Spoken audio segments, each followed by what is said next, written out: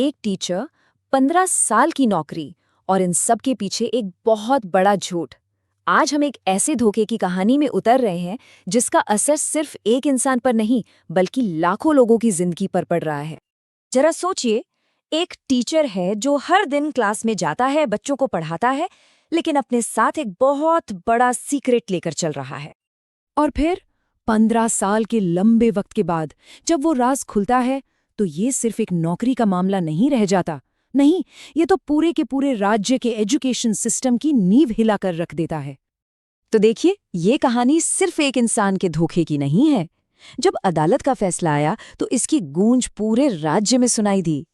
इस एक फैसले ने, आप यकीन मानिए, लाखों टीचर्स के करियर को एक अनिश्चितता के अंधेरे में डाल दिया है। उत्तर प्रदेश के लाखों टीचर्स के लिए ना, ये लटकती तलवार वाली बात अब कोई कहावत नहीं बल्कि एक डरावनी हकीकत बन गई है। उन्हें पता ही नहीं है कि कल उनकी नौकरी होगी भी या नहीं। हर दिन बस एक नई चिंता, एक नया डर।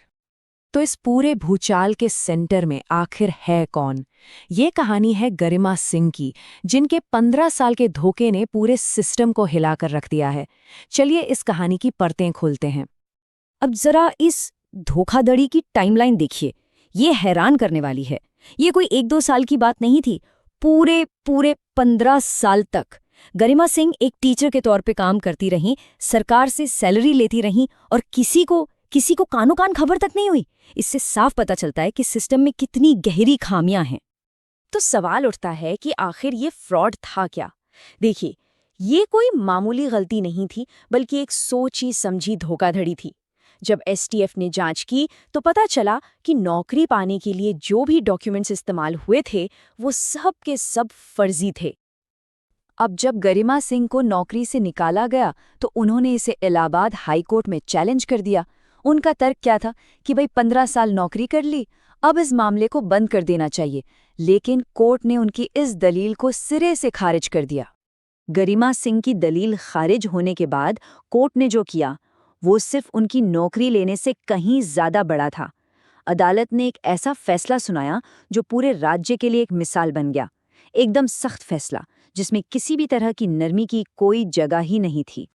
कोर्ट का मैसेज बिल्कुल साफ और सीधा था। जस्टिस मनु श्रीवास्तव की बेंच ने कहा कि जो कोई भी धोखाधड़ी से फायदा उठाता है उसे कानून से किसी भी तरह का प्रोटेक्शन नहीं मिल सकता। ये एक सीधी सीधी चेतावनी थी, फ्रॉड को किसी भी कीमत पर बर्दाश्त नहीं किया जाएगा।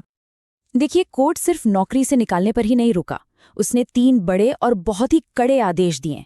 पहला, गरिमा सिंह की नौकरी तो गई, वो भी तुरंत। दूसरा, इन 15 सालों में जो भी सैलरी उन्हें मिली है, एक एक पैसा वसूला जाएगा।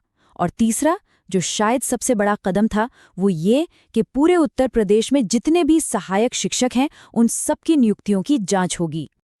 और कोर्ट के इसी तीसरे आदेश के साथ ये मामला अब सिर्फ एक व्यक्ति का नहीं रहा। अब जांच के दायरे में पूरा का पूरा सिस्टम आ चुका था, क्योंकि एक अकेले फ्रॉड ने पूरे तंत्र की कमजोरियों को सबके सामने लाके रख दिया था। इस फैसले का असर बहुत गहरा और दूर तक जाने वाला है। मतलब अब हर सहायक शिक्षक की नियुक्ति की जांच होगी और इसके लिए सिर्फ 6 महीने की सख्त डेडलाइन दी गई है। जिन अधिकारियों की लापरवाही से ये सब हुआ उन पर भी कार्रवाई होगी। लेकिन सबसे बढ़कर कोर्ट ने ये साफ कर दिया कि भाई, छात्रों का हित सबसे ऊपर है और एजुकेशन की क्वालिटी से कोई समझौता नहीं हो सकता। तो आखिर कोर्ट ने इतने सख्त कदम उठाए क्यों? क्योंकि ये मामला सिर्फ एक फर्जी नौकरी का नहीं था। कोर्ट का मानना था कि जब अधिकारी लापरवाही करते हैं तो ये सिर्फ धोखाधड़ी को बढ़ावा नहीं देता बल्कि ये शिक्षा व्यवस्था की नींव पर, उसकी जड़ पर सीधा हमला है और छात्रों का भविष्य दांव पर नहीं लगाया जा सकता। तो ये पूरी कहानी ना हमें एक बहुत ही गंभीर सवाल के साथ छोड़ जाती है। सोचिए, अगर एक झूठ पूरे 15 साल तक छिपा रह सकता है तो हमारे सिस्टम में ऐसे और कितने राज दबे होंगे और क्या-क्या छिपा